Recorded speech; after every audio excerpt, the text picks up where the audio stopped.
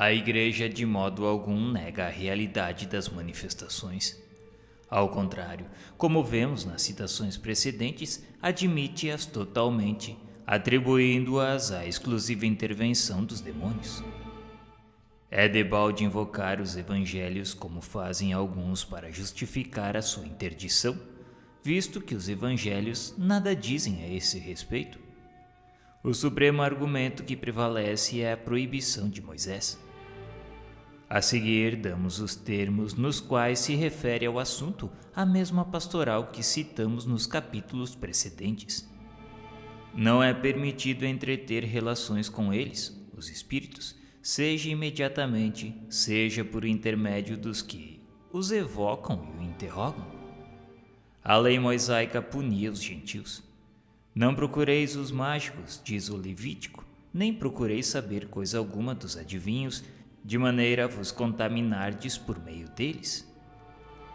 Morra de morte o homem ou a mulher em que houver espírito pitônico, sejam apedrejados e sobre eles recaia seu sangue.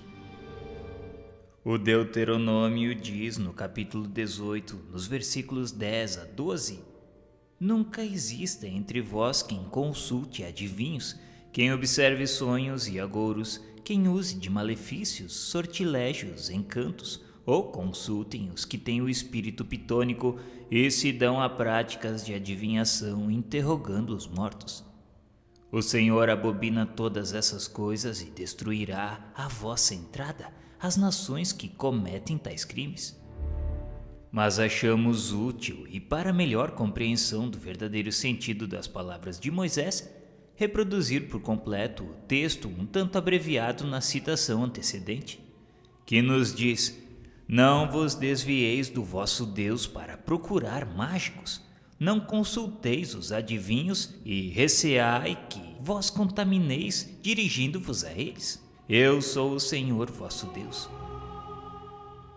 O homem ou a mulher que tiver espírito pitônico ou de adivinho morra de morte. Serão apedrejados e o seu sangue recairá sobre eles. Quando houveres entrado na terra que o Senhor vosso Deus vos há de dar, guardai-vos, tomai cuidado em não imitar as abominações de tais povos. E entre vós ninguém haja que pretenda purificar filho ou filha, passando-os pelo fogo, que use de malefícios, sortilégios e encantamentos, que consulte os que têm o espírito de Pitom e se propõe a adivinhar, interrogando os mortos para saber a verdade. O Senhor abomina todas essas coisas e exterminará todos esses povos à vossa entrada, por causa dos crimes que têm cometido. Essas citações são da Bíblia no livro de Deuteronômio, nos capítulos 18, 19 e 20. Se a lei de Moisés deve ser tão rigorosamente observada neste ponto, força é que o seja igualmente em todos os outros. Por que seria ela boa no tocante às evocações e má em outras de suas partes? É preciso ser consequente. Desde que se reconhece que a lei mosaica não está mais de acordo com a nossa época e costumes em dados casos, a mesma razão procede para a proibição de que tratamos. Demais, é preciso expender os motivos que justificavam essa proibição e que hoje se anularam completamente. O legislador hebreu queria que o seu povo abandonasse todos os costumes adquiridos no Egito, onde as evocações estavam em uso e facilitavam abusos, como se infere destas palavras de Isaías. O espírito do Egito se aniquilará de si mesmo, e eu precipitarei seu conselho. Eles consultarão seus ídolos, seus adivinhos, seus pitons e seus mágicos. Os israelitas não deviam contratar aliança com as nações estrangeiras. E sabido era que, naquelas nações que iam combater, encontrariam as mesmas práticas. Moisés devia, pois, por política, inspirar aos hebreus aversão a todos os costumes que pudessem ter semelhança e pontos de contato com o inimigo. Para justificar essa aversão, preciso era que apresentasse tais práticas como reprovadas pelo próprio Deus. E daí estas palavras: o Senhor abomina todas essas coisas e destruirá à vossa chegada as nações que cometem tais crimes. A proibição de Moisés era assaz justa, porque a evocação dos mortos não se originava nos sentimentos de respeito, afeição ou piedade para com eles, sendo antes um recurso para adivinhações, tal como nos augúrios e presságios explorados pelo charlatanismo e pela superstição.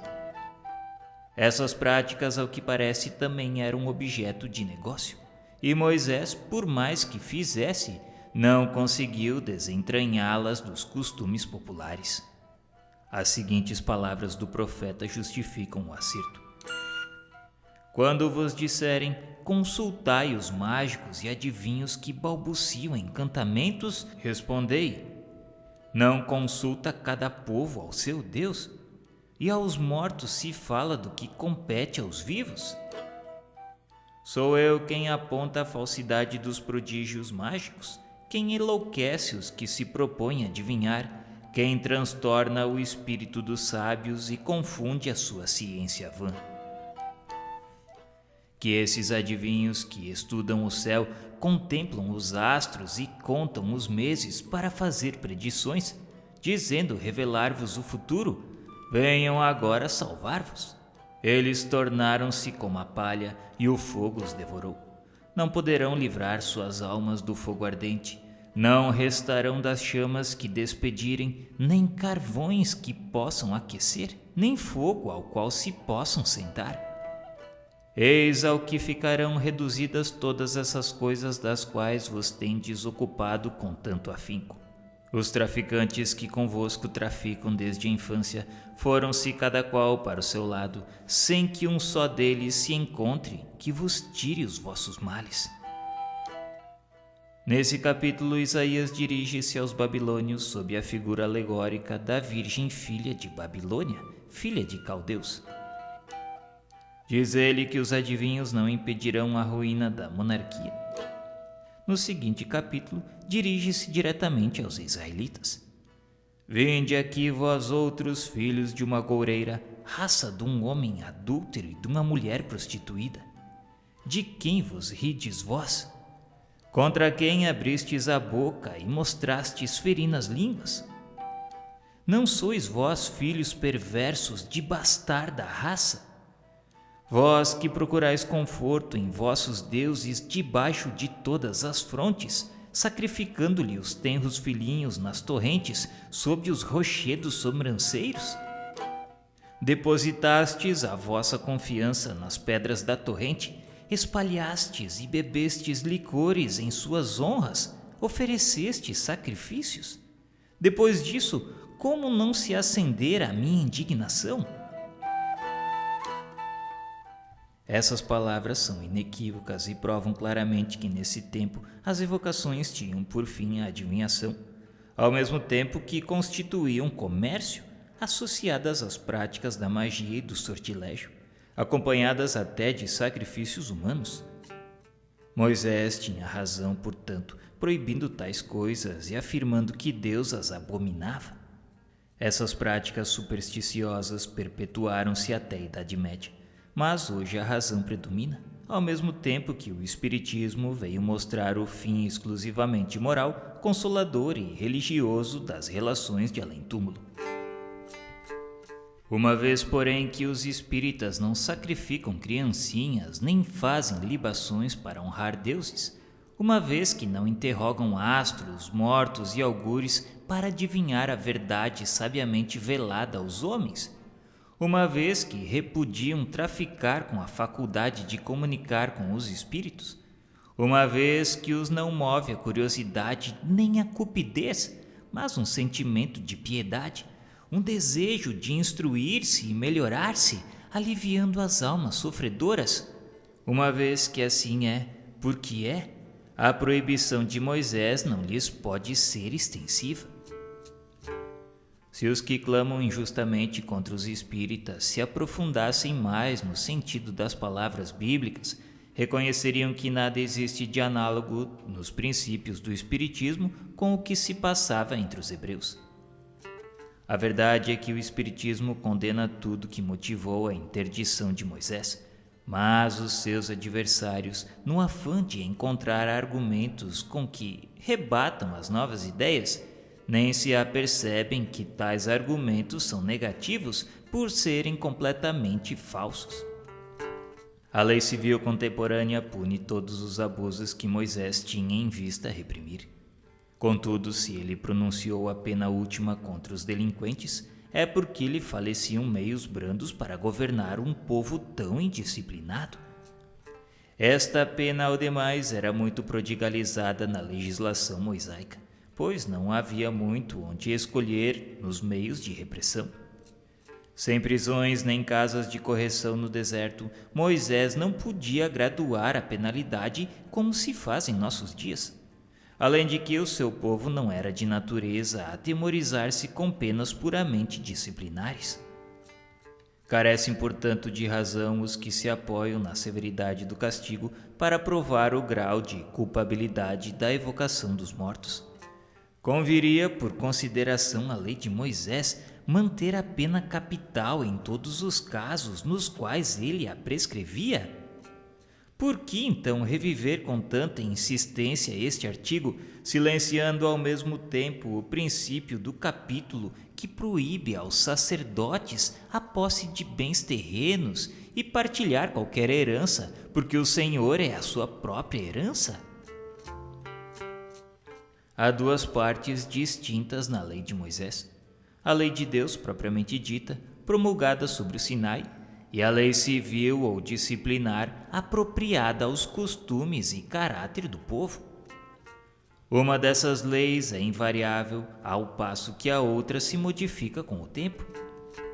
E a ninguém ocorre que possamos ser governados pelos mesmos meios porque o eram os judeus no deserto, e tampouco que os capitulares de Carlos Magno se moldem à França do século XIX.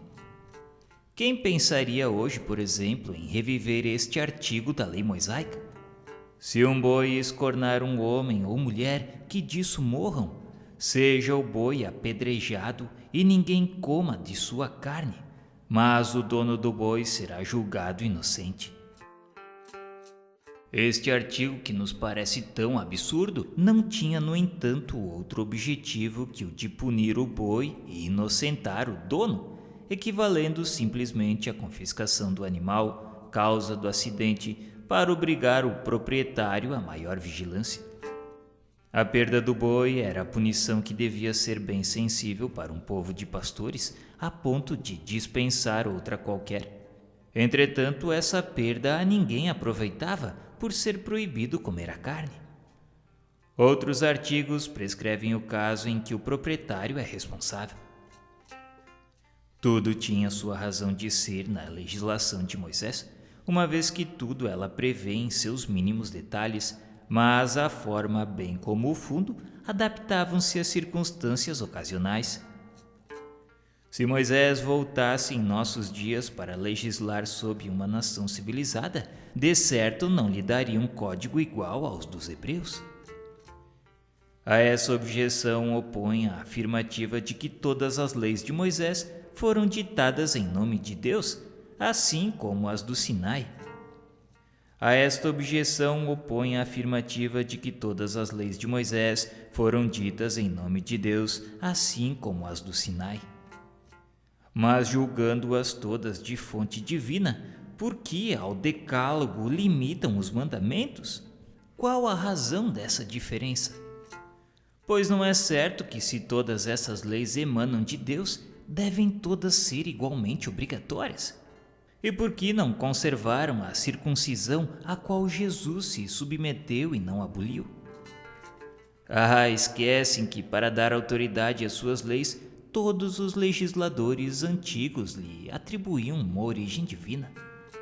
Pois bem, Moisés, mais que nenhum outro, tinha necessidade desse recurso, atento ao caráter do seu povo. E se a despeito disso ele teve dificuldades em se fazer obedecer, que não sucederia se as leis fossem promulgadas em seu próprio nome? Não veio Jesus modificar a lei mosaica, fazendo da sua lei o código dos cristãos? Não disse ele: vós sabeis o que foi dito aos antigos, tal e tal coisa, e eu vos digo tal outra coisa? Entretanto, Jesus não proscreveu, antes sancionou a lei do Sinai, da qual toda a sua doutrina moral é um desdobramento. Ora, Jesus nunca aludiu em parte alguma à proibição de evocar os mortos, quando esse era um assunto bastante grave para ser omitido nas suas prédicas, mormente tendo ele tratado de outros assuntos secundários. Finalmente, convém saber se a Igreja coloca a lei mosaica acima da evangélica ou, por outra, se é mais judia que cristã. Convém também notar que, de todas as religiões, precisamente a judia é que faz menos oposição ao espiritismo, porquanto não invoca a lei de Moisés, contrária às relações com os mortos, como fazem as seitas cristãs. Mas temos ainda outra contradição. Se Moisés proibiu evocar os mortos, é que estes podiam vir, pois do contrário inútil fora a proibição. Ora, se os mortos podiam vir naqueles tempos, também o podem hoje. Esses são espíritos de mortos os que vêm, não são exclusivamente demônios. Demais, Moisés de modo algum fala nesses últimos. É duplo, portanto, o motivo pelo qual não se pode aceitar logicamente a autoridade de Moisés na espécie a saber. Primeiro, porque a sua lei não rege o cristianismo, e segundo, porque é imprópria aos costumes da nossa época. Mas suponhamos que essa lei tenha plenitude da autoridade por alguns outorgada, e ainda assim ela não poderá, como vimos, aplicar-se ao espiritismo. É verdade que a proibição de Moisés abrange a interrogação dos mortos, porém de modo secundário, como acessória às práticas da feitiçaria. O próprio vocábulo interrogação, junto aos de adivinho e agoureiro, prova que entre os hebreus as evocações eram um meio de adivinhar.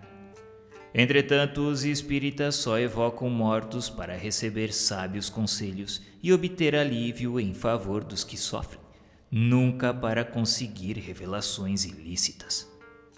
Certo, se os hebreus usassem das comunicações como fazem os espíritas, longe de as proibir, Moisés acoroçoá-las-ia, porque o seu povo só teria que lucrar.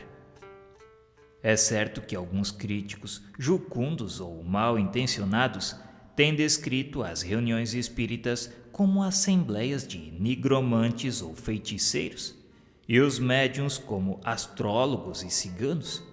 Isso porque talvez quaisquer charlatães tenham afeiçoado tais nomes às suas práticas, que o espiritismo não pode, aliás, aprovar. Em compensação, há também muita gente que faz justiça e testemunha o caráter essencialmente moral e grave das reuniões sérias. Além disso, a doutrina em livros ao alcance de todo o mundo protesta bem alto contra os abusos para que a calúnia recaia sobre quem merece. A evocação, dizem, é uma falta de consideração para com os mortos, cujas cinzas devem ser respeitadas. Mas quem é que diz tal? São os antagonistas de dois campos opostos, isto é, os incrédulos que nas almas não creem e os crédulos que pretendem que só os demônios e não as almas podem vir. Quando a evocação é feita com recolhimento e religiosamente, quando os espíritos são chamados, não por curiosidade, mas por um sentimento de afeição e simpatia, com desejo sincero de instrução e progresso, não vemos nada de irreverente em apelar-se para as pessoas mortas como se fizera com os vivos. Há, contudo, uma outra resposta peremptória a essa objeção, e é que os espíritos se apresentam espontaneamente, sem constrangimento, muitas vezes mesmo sem que sejam chamados. Eles também dão testemunho da satisfação que experimentam por comunicar-se com os homens e queixam-se às vezes do esquecimento em que os deixam. Se os espíritos se perturbassem ou se agastassem com os nossos chamados, certo o diriam e não retornariam. Porém, nessas invocações, livres como são, se manifestam é porque lhes convém. Ainda uma outra razão é alegada. As almas permanecem na morada que a justiça divina lhes designa, o que equivale dizer no céu ou no inferno. Assim, as que estão no inferno de lá não podem sair, posto que para tanto a mais ampla liberdade seja outorgada aos demônios. As do céu, inteiramente entregues à sua beatitude, estão muito superiores aos mortais para deles se ocuparem, e são bastantemente felizes para não voltarem a esta terra de misérias no interesse de parentes e amigos que aqui deixassem. Então essas almas podem ser comparadas aos nababos que dos pobres desviam a vista com receio de perturbar a digestão. Mas se assim fora, essas almas se mostrariam pouco dignas da suprema bem-aventurança, transformando-se em padrão de egoísmo.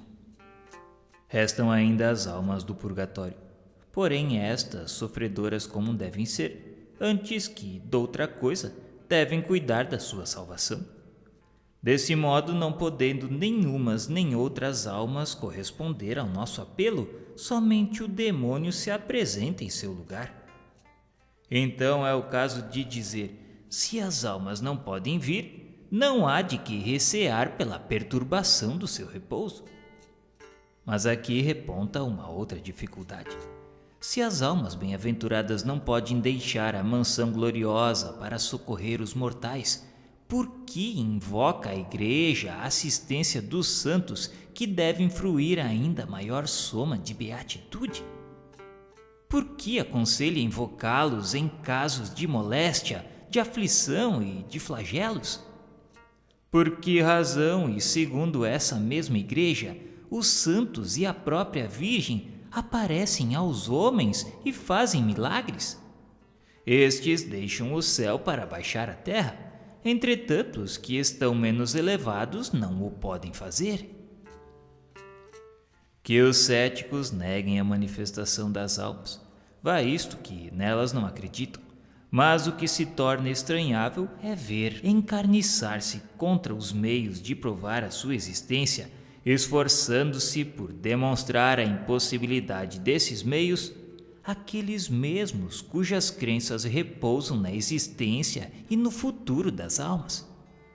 Parece que seria mais natural acolherem como benefício da providência os meios de confundir os céticos com provas irrecusáveis, pois que são os negadores da própria religião. Os que têm interesse na existência da alma deploram constantemente a avalanche da incredulidade que invade, dizimando o rebanho de fiéis. Entretanto, quando se lhe apresenta o meio mais poderoso de combatê-la, recusam-no com tanta ou mais obstinação que os próprios incrédulos. Depois, quando as provas avultam de modo a não deixar dúvidas, eis que procuram como recurso de supremo argumento a interdição do assunto, buscando para justificá-la um artigo da lei mosaica do qual ninguém cogitara, emprestando-lhe à força um sentido e aplicação inexistentes. E tão felizes se julgam com a descoberta que não percebem que esse artigo é ainda uma justificativa da doutrina espírita. Todas as razões alegadas para condenar as relações com os espíritos não resistem a um exame sério. Pelo ardor com que se combate nesse sentido, é fácil deduzir o grande interesse ligado ao assunto. Daí a insistência. Em vendo esta cruzada de todos os cultos contra as manifestações, dir-se-ia que delas se atemorizam. O verdadeiro motivo poderia bem ser o receio de que os espíritos muito esclarecidos viessem instruir os homens sobre pontos que se pretende obscurecer, dando-lhes conhecimento, ao mesmo tempo da certeza de um outro mundo, a par das verdadeiras condições para neles serem felizes ou desgraçados. A razão deve ser a mesma porque se diz à criança, não vá lá que há lobisomens. Ao homem dizem, não chameis os espíritos, são o diabo. Não importa, porém, impedem os homens de os evocar, mas não poderão impedi-los de vir aos homens para levantar a lâmpada de sob o alqueire. O culto que estiver com a verdade absoluta nada terá que temer da luz, pois a luz faz brilhar a verdade e o demônio nada pode contra esta. Repelir as comunicações de além-túmulo é repudiar o meio mais poderoso de instruir-se, já pela iniciação nos conhecimentos da vida futura, já pelos exemplos que tais comunicações nos fornecem. A experiência nos ensina, além disso, o bem que podemos fazer, desviando do mal os espíritos imperfeitos, ajudando os que sofrem a desprenderem-se da matéria e a se aperfeiçoarem. Interdizer as comunicações é, portanto, privar as almas sofredoras da assistência que lhes podemos e devemos dispensar. As seguintes palavras de um espírito resumem admiravelmente as consequências da evocação quando praticada com fim caritativo. Todo espírito sofredor e desolado vos contará a causa da sua queda, os desvarios que o perderam. Esperanças, combates e terrores, remorsos, desesperos e dores, tudo vos dirá, mostrando Deus justamente irritado a punir o culpado com toda a severidade. Ao ouvi-lo, 2 sentimentos vos acometerão, o da compaixão e o do temor.